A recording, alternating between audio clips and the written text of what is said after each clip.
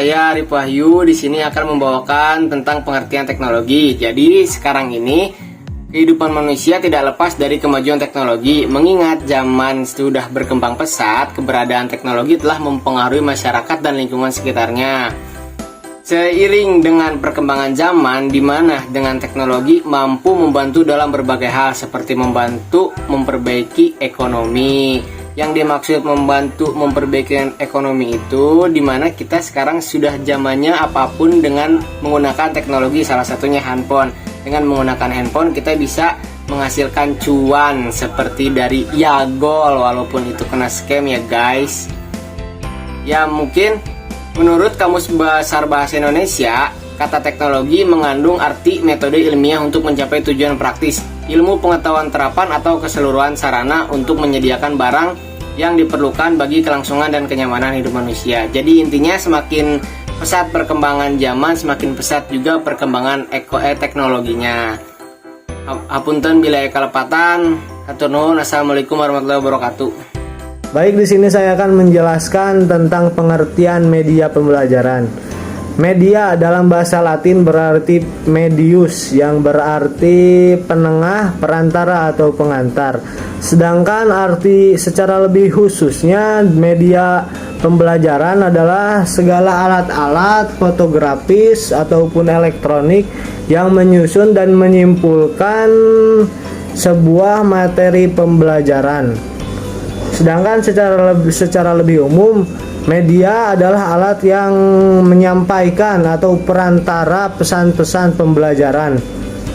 Menurut Latu Heru menyatakan bahwa pembelajaran berguna menarik minat siswa terhadap materi pembelajaran yang disajikan. Hal ini juga berguna untuk meningkatkan pengertian anak terhadap materi yang disampaikan. Media pembelajaran penting diterapkan dalam sistem pembelajaran. Diharapkan agar para siswa lebih menarik untuk memahami materi-materi yang disajikan melalui media pembelajaran. Jadi bisa disimpulkan media pembelajaran adalah segala sarana, alat dan media yang digunakan dalam proses pembelajaran agar siswa-siswi dapat lebih menarik untuk memahami materi yang disajikan oleh guru tersebut. Sekian dan terima kasih. Wassalamualaikum warahmatullahi wabarakatuh. Perkenalkan, nama saya Peti Nur Ayani Paujia. Di sini saya akan menyampaikan materi terkait macam-macam media teknologi dalam pendidikan dan pembelajaran PAI. Jadi, media teknologi yang dapat kita gunakan ataupun yang dapat kita terapkan dalam pembelajaran PAI diantaranya yang pertama, media audio. Media audio berfungsi untuk menyalurkan pesan audio dari sumber pesan kepada penerima pesan. Media audio berkaitan erat dengan media pendengaran.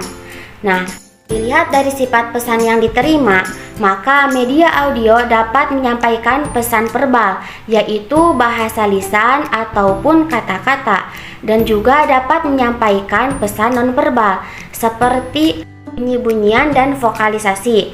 Contoh media audio yang dapat kita gunakan dalam pembelajaran PAI yaitu radio, telepon, laboratorium bahasa, dan sebagainya.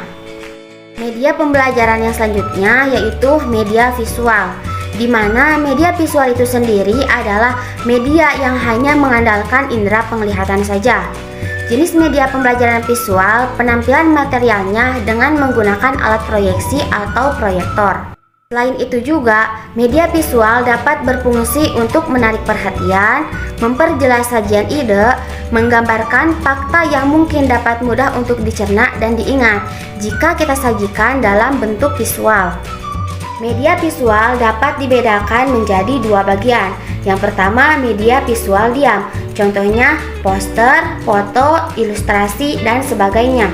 Yang kedua, yaitu media visual bergerak, berupa gambar-gambar proyeksi bergerak seperti film bisu dan sebagainya.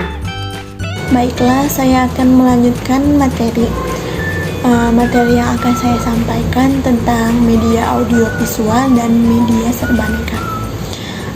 Ketiga, media audiovisual. Media audiovisual yaitu media yang mampu menampilkan suara dan gambar. Ditinjau dari karakteristiknya, media audiovisual dibagi menjadi dua. Pertama, media audiovisual diam dan media audiovisual gerak. Pertama, media audiovisual diam berupa film TV, gambar bersuara, film bersuara, dan lain sebagainya. Kedua, media audiovisual gerak. Media audiovisual gerak seperti film TV, film bersuara, dan gambar bersuara. Keempat, media serbaneka. Media serbaneka yaitu media yang disesuaikan dengan potensi pada suatu daerah, baik daerah di sekitar sekolah ataupun di masyarakat yang dapat dimanfaatkan sebagai media pembelajaran. Contoh macam-macam media serbaneka yaitu papan, media 3 dimensi, realita, dan sumber belajar pada masyarakat. Pertama, papan. Contoh-contoh papan seperti papan tulis, papan planel, papan listrik, papan magnetik, dan lain sebagainya. Kedua, media 3 dimensi seperti model, mock-up, dan diodrama. Ketiga, realita. Realita yaitu benda-benda nyata seperti apa adanya atau aslinya. Contohnya seperti kelinci, atau mengajak siswa ke kebun sekolah atau peternakan sekolah. Yang keempat, sumber belajar. Sumber belajar pada masyarakat, contohnya seperti karya wisata dan berkemah. Selanjutnya, media pembelajaran yang kelima adalah gambar fotografi.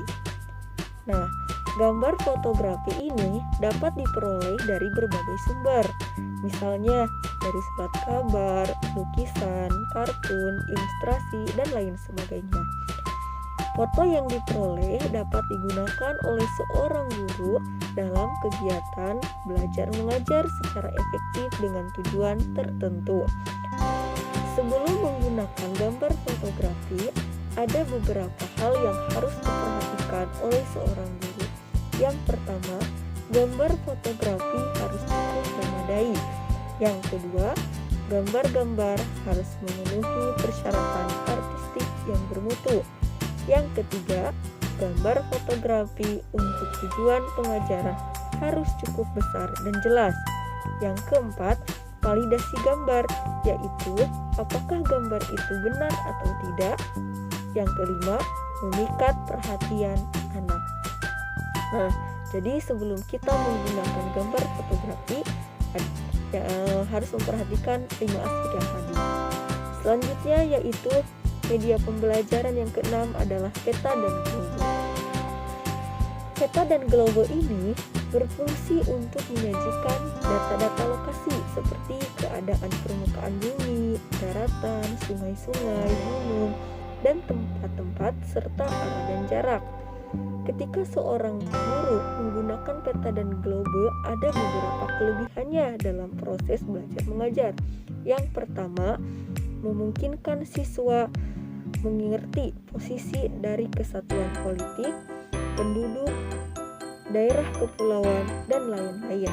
Yang kedua, merangsang minat siswa terhadap penduduk dan pengaruh-pengaruh geografis. Yang ketiga, memungkinkan siswa memperoleh gambar tentang imigrasi dan distribusi penduduk, serta tumbuh-tumbuhan dan kehidupan hewan dan bentuk bumi yang sebenarnya. Mungkin media pembelajaran yang kelima dan keenam gambarannya seperti itu. Mudah-mudahan